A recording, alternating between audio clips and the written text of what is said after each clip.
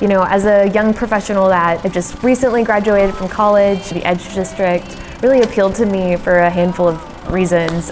The Edge to me has always been an amazing place. Even from my high school years, it always had a vibe and a flavor. I'm from Memphis, Whitehaven, went to Central High. That's what got me down into the Edge. Had the time of my f***ing life. I moved to Midtown when I was 18 in my senior year in high school, and I've been a fixture in various neighborhoods across the city since that time. My name is Richard Vining. You're at the Edge Motor Museum here in the Edge District.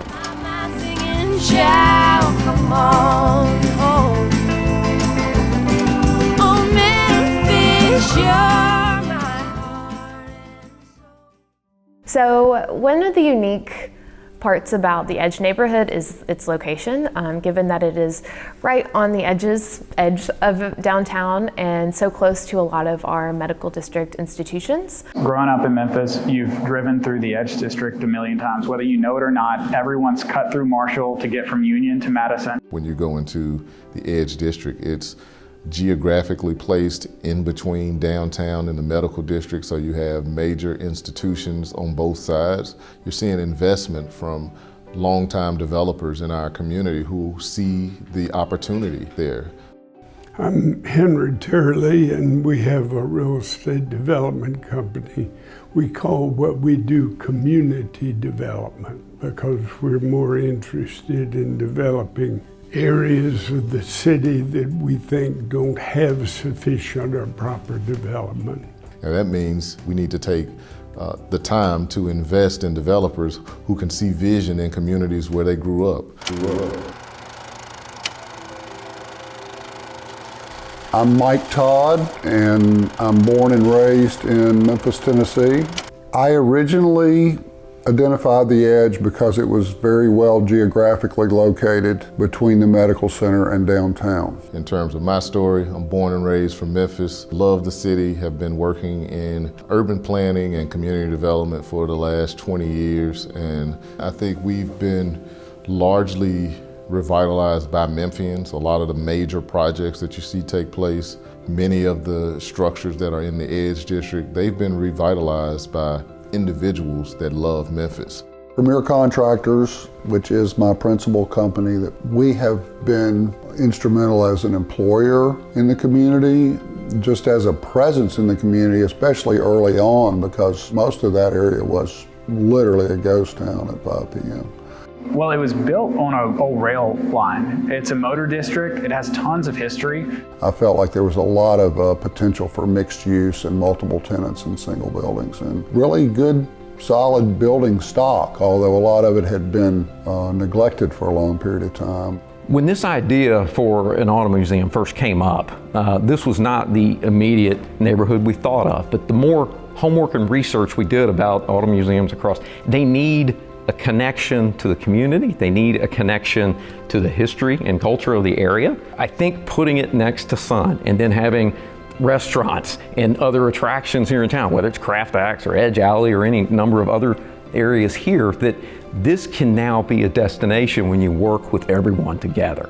And I do think that we add value to this neighborhood in a way that may attract other people to come down here. Everybody coming together is what made it do what it does. And that's what the Edge is, it's everybody coming together. Yeah, so I really think of the Edge as creating an environment where people want to live and be. Being this kind of like up and coming neighborhood with a lot of potential. There are certainly like neighborhood, I would think of them as like champions and like stakeholders and people who just honestly care about their neighborhood. The city had kind of identified that for a location for big box stores and grocery stores. And we pushed back pretty hard against that. We wanted it to have its own life. It had a lot of history with the automobile bro. And the history is not just on the rail line and the motor cars and Sun Studio and rock and roll, but it's also a more contemporary history of Memphis culture that's unique and diverse. And so we see that in the Edge. We also see it in the Edge District buildings. The people that are from Memphis understand that tearing down those structures tears down a part of the vibe. It tears down a part of the community and the things that make us unique. preserving those structures really helps define who we are. What happened is our buildings sat with a very low rent or no rent situation, and they were kind of poised for some optimistic young developer to come along like me and acquire them and try to do something with them. And the first place we started was downtown Memphis, because downtown Memphis in 1977 was just so pathetic. When you think about how downtown was many years ago, when you had a lot of vacancies and blight, it wasn't an attractive walk. And not only is it not attractive, it sometimes can make you feel unsafe. And then you fast forward to where we are now, where you're seeing the activations of structures, you're seeing new developments taking place. It makes the walk more interesting. It makes you want to stop and go spend money in one of the businesses that you're walking past. We believe that enhancing the pedestrian experience is a really important part to making sure that we have vitality in our downtown and edge districts. Memorably, I guess, in that vein is the Rock Walk, which we created signs on the streets that brought the Sun visitors essentially from the Peabody to Sun Studio, and we put the initial signs up at 4 o'clock in the morning, and we did what they now call tactical urbanism, which is something I say is when we started doing it, they just called it a misdemeanor. I think it's really interesting to look at the edge as renegades, a collection of, misfits who we're all trying to bootstrap this and figure this out, which we are. I mean, I think in some ways renegade is an accurate term. For us to have a place that can accommodate this many people in a recreational facility, also have all of our neighbors in the edge, beer, good vibes, good times, good people, dope ass f***ing real estate, this was the way to go. Can I say like that? Yeah. I think of the edge as primarily serving the medical district. Institutions like the University of Tennessee have wanted to figure out how can they bring a stronger residential presence in close proximity to the college. As you know, they educate a number of doctors and medical professionals that need stable, nice housing opportunities. And we're developing in a way that we think, and this is clearly our duty to UT. Enhances the university, helps them attract top talent, and makes it convenient to go from your laboratory to your home or go right back if you forgot something, that sort of thing. It makes a pretty institutional looking neighborhood a more complete neighborhood. In the Edge District, we're close to the medical district, you get the nurses getting off work. You get some doctors coming to have a beer. Hopefully it's not before surgery the next day, but everybody comes in. They don't want to have to get in their cars to access all of the amenities that they want to have. They want to be able to wake up, walk downstairs, go grab a cup of coffee, get on their bike or walk to work, enjoy their day, have a drink or pick up their clothes from the cleaners. They want to do all of these things in a very, very close proximity. It just provides a much more vibrant environment. When I think of vibrancy, I really think of the Edge neighborhood because it's such an incredible place. I think of this intersection at Marshall and Monroe where there's just thriving businesses and community and this energy that you don't really get from some other neighborhoods. Someone can now come to this neighborhood and they don't just get off a bus, go see Sun Records, and then get back on the bus. They can stop and they can do a half a dozen things and really spend half a day, a full day, right here in the Edge District. That's why we even named ourselves the Edge Motor Museum, because we really wanted to not just move in here, build a beautiful facility and get a bunch of cool cars in here and tell a story. We wanted to be part of the neighborhood. The Downtown Memphis Commission has invested a ton into this district, so those things make it awesome. We moved here and started this project in 2018. This neighborhood is different now, here in 2021, than it was in 2018. And you just, you thumb through of what other development and things that are gonna happen here. We weren't on the front end of it, but I'm glad we're here now.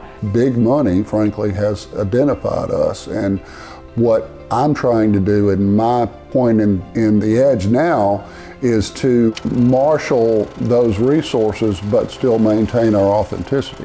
And I think one of the things that we're trying to do in Memphis is ensure that the folks that have been in these neighborhoods are able to benefit. So providing grants and loans to the existing business owners as well as the incentives to the new developers that are building the big new shiny things so that they can bring their properties up. Right now in Memphis, we see far more neighborhoods that are suffering from disinvestment than we have neighborhoods that are on the incline where people can't afford things. So I believe that we have a lot of work to do in our community before we truly reach the gentrification threshold. We got lots of improvements to make and ways to invest our energy. This neighborhood is nowhere near finished of what it could be. And so if I had another idea like this is still a great neighborhood to go do it in because there's opportunities and facilities and corners and areas still available for some really neat ideas. And they're just there waiting for it. Once this place is completely built out and all that's done, you missed out. We wanted to come to the next hot shit. And the Edge is that now, was going to be that then. We like to say that we played a part in it, but the history here already laid the foundation for itself. So we just jumped on the bandwagon and now we're at the top. So the Edge, things are looking up in that community, and I think it's certainly going in the right direction. Will Memphis ever be a quote A market like LA or Chicago? I hope not. I want to be an A market in quality, but not in quantity.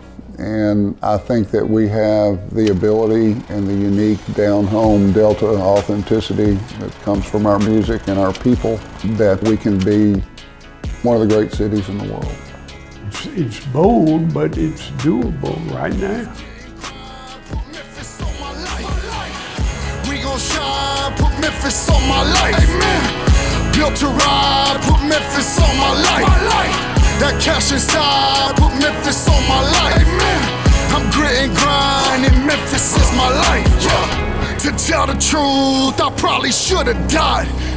Out in the stand, I was fighting for my life. Against the wall, ain't got no time for pride. It's grit and grind, put Memphis on my life. We gon' shine, put Memphis on my life. Amen. Built to ride, put Memphis on my life. That cash inside, put Memphis on my life. Amen. I'm grit and grind, and Memphis is my life.